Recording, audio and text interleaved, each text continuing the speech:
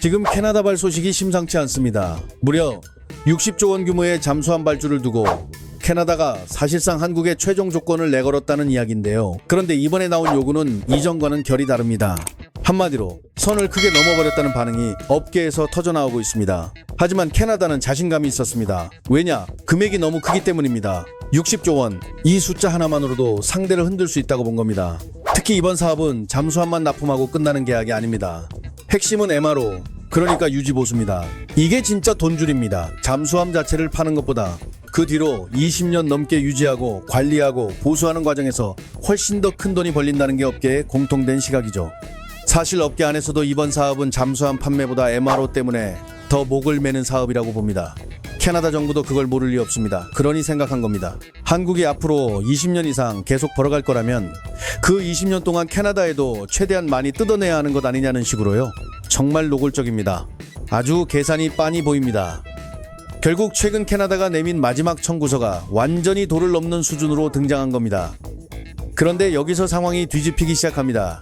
이란 전쟁 이후 한국 쪽에 전혀 다른 선택지가 떠오르기 시작했고 캐나다는 그제서야 당황하는 분위기라는 겁니다. 도대체 캐나다가 어떤 조건을 내밀었는지, 그리고 전쟁 이후 무엇이 달라졌는지 하나씩 짚어볼 필요가 있습니다.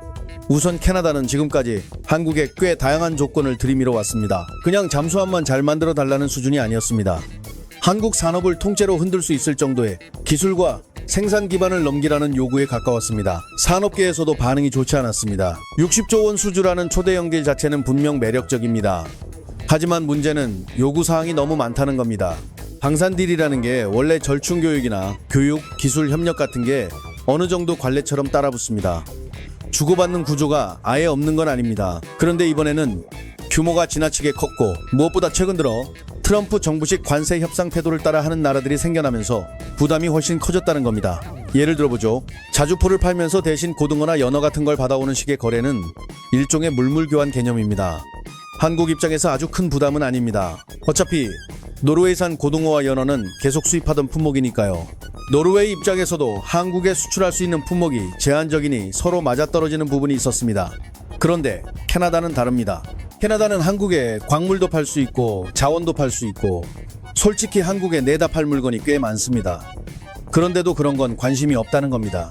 광물이나 자원 수출은 제외하고 우리가 진짜 원하는 건 제조업 일자리라고 못 박아버린 거죠. 여기서부터 분위기가 이상해집니다. 캐나다는 한국 기업이 직접 캐나다로 건너와 공장을 세우고 첨단 기술을 이식하라고 요구한 겁니다. 말 그대로 도널드 트럼프 대통령이 하던 방식과 닮았습니다. 자원은 굳이 한국이 안 사줘도 다른 나라가 사간다. 그러니 지금 당장 중요한 건 한국이 캐나다 안에서 제조업을 살리고 일자리를 만들어주는 것이라는 논리입니다. 그 중에서도 가장 크게 원하는 건 현대차 공장입니다. 현대차가 캐나다에 공장을 세워 제조업을 활성화시키고 고용을 늘려주길 원한다는 거죠. 거기에 더해 인공위성 핵심 기술, 반도체, AI 같은 첨단 산업 기술 이전까지 바라는 것으로 파악되고 있습니다. 물론 캐나다 입장에서는 이런 산업들이 중요할 수 있습니다. 첨단 산업에서 선진국과 보조를 맞추는 건 어느 나라든 절실한 과제니까요. 하지만 정말 솔직히 말해 베이스가 충분하지 않은 상태에서 한국에게 저 정도를 한꺼번에 요구하는 건 지나치다는 반응이 나올 수밖에 없습니다. 미국은 다릅니다. 미국에는 빅테크가 있고 수많은 제조업 기반과 연구 생태계가 있습니다. 한국 기업 입장에서도 오래전부터 반도체 공장이나 공급망을 얹어둘 이유가 있었죠. 하지만 캐나다는 이야기가 다릅니다. 한국이 굳이 들어가서 대규모 제조 기반을 새로 깔 이유가 부족합니다. 게다가 미국 공장이 이미 있는 상황이라면 북미 수출 거점으로서도 캐나다의 필요성은 이전만 못합니다. 원래는 북미 협정을 통해 미국, 캐나다, 멕시코가 공급망으로 묶여 있었습니다. 미국에서 캐나다로 수출하는 것도 비교적 간편했죠. 그런데 캐나다는 이제 트럼프 대통령 등장 이후 관계가 꼬였다고 보고 있습니다. 미국과는 예전처럼 갈 수 없으니 이제 한국이 들어와서 공장을 짓고 캐나다 제조업을 부활시키는 역할을 해달라는 식으로 떠미는 겁니다. 정말 아이러니합니다. 트럼프 방식에 치를 떨던 사람들이 정작 협상장에 들어오자 그 방식을 거의 그대로 베껴 쓰고 있으니까요. 더 흥미로운 건 캐나다 정치권의 태도입니다. 특히 이번 기회를 통해 자기 영향력을 키우려는 계산이 강하게 보인다는 겁니다. 온타리오 경제장관은 계속해서 한국이 캐나다 경제에 구체적으로 기여해야 한다고 압박하고 있습니다. 어투도 낯설지 않습니다. 거의 트럼프식 자국 중심주의와 비슷한 흐름입니다. Make Canada Great Again 같은 분위기를 풍기며 한국에게 아주 구체적인 투자와 기술 이전을 요구하는 거죠. 한국 입장에서는 이런 요구가 예전과는 차원이 다른 부담으로 다가올 수밖에 없습니다. 그래서 한국 정부도 가만히 있었던 건 아닙니다. 어렵게 팀을 꾸리고 대한항공을 비롯한 여러 기업들을 총동원해 캐나다와 협력 가능성을 넓히려 했습니다. 그런데 캐나다는 그런 방식으론 부족하다고 본 겁니다. 자기들은 다른 건 필요 없고 현대차 공장을 지어달라, 그러면 잠수함을 준다는 식으로 나온다는 이야기까지 업계에 돌고 있습니다. 한마디로 잠수함 도입을 지렛대로 삼아 한국 제조업 전체를 끌고 들어오려는 그림입니다. 이쯤 되면 방산협상인지 산업이식 협상인지 헷갈릴 정도입니다. 그런데 이미 현대차를 비롯해 독일 폭스바겐도 이런 자동차 공장 건설 요구는 거절한 것으로 알려졌습니다. 그럼에도 캐나다는 물러서지 않았습니다. 오히려 거절당하자 더 노골적인 요구를 들고 나왔습니다. 바로 여기서 캐나다의 본색이 드러났다는 평가가 나옵니다. 산업계가 처음부터 캐나다 요구가 과하다고 지적해왔는데 이제는 그 선마저 넘어버렸다는 겁니다. 캐나다 정부는 한국의 잠수함 기술을 거의 100% 수준으로 이전해달라고 요구한 것으로 전해집니다. 한국이 독자 개발한 3,000톤급 잠수함 기술을 사실상 통째로 내놓으라는 이야기입니다. 이건 보통의 기술 협력과는 차원이 다릅니다. 통상적으로 무기나 기술 이전은 한 단계 낮은 수준에서 이루어지는 게 원칙에 가깝습니다. 한국도 여러 나라에 기술 이전을 해준 적은 있습니다. 하지만 핵심 사안은 절대로 넘겨주지 않습니다. 왜냐? 그 기술을 만들기 위해 막대한 자본과 시간, 인력을 쏟아부었고 그 대부분이 한국 독자 개발이기 때문입니다. 더 중요한 건 대한민국 군의 안보와도 직결된다는 점입니다. 이런 기술이 밖으로 새는 순간 단순한 수출 문제가 아니라 국가 안보 문제가 되는 겁니다. 그런데 그걸 그냥 내놓으라고 요구한 겁니다. 솔직히 이건 앞으로 한국이 잠수함 사업을 접으라는 이야기와 크게 다르지 않습니다. 자기 손으로 밥줄을 끊으라는 말이나 마찬가지죠. 문제는 이런 황당한 조건이 갑자기 튀어나온 게 아니라는 데 있습니다. 캐나다는 작년부터 계속해서 비슷한 방식으로 무리한 조건을 붙여왔습니다. 하지만 바로 그 시점, 예상치 못한 변수가 터졌습니다. 이란 전쟁입니다. 그리고 이 전쟁이 시작되면서 캐나다가 더는 웃고 있을 상황이 아니게 됐습니다. 왜냐하면 한국은 이제 캐나다 잠수함 사업의 방향 자체를 바꿔버릴 수 있는 새로운 선택지를 손에 쥐기 시작했기 때문입니다. 바로 이 지점에서 흐름이 달라집니다. 캐나다는 계속 조건을 붙이며 버틸 수 있다고 생각했지만 이란 전쟁 이후 판이 완전히 흔들리기 시작한 겁니다. 정말 중요합니다. 캐나다는 자신들이 협상 테이블의 주도권을 쥐고 있다고 믿었지만 전쟁 이후 한국 앞에 전혀 다른 시장이 열리기 시작했습니다. 그것도 훨씬 빠르고 훨씬 단순하고 훨씬 큰 돈을 들고 오는 시장입니다. 바로 중동입니다. 군사계에 따르면 이란 전쟁 전후를 기점으로 아랍에미리트 쪽 군사자금이 크게 움직이기 시작했고 그 흐름이 한국 잠수함 사업까지 번질 수 있다는 전망이 제기되고 있습니다. 거기서 거론되는 금액만 해도 650억 달러입니다. 규모부터 남다릅니다. 그리고 더 무서운 건 조건입니다. 캐나다처럼 기술 이전 100% 같은 독소 조항이 붙지 않는다는 겁니다. 한국 입장에서 보면 돈은 크고 조건은 단순한 겁니다. 업계가 혹할 수밖에 없습니다. 사실 이런 이야기는 갑자기 튀어나온 게 아닙니다.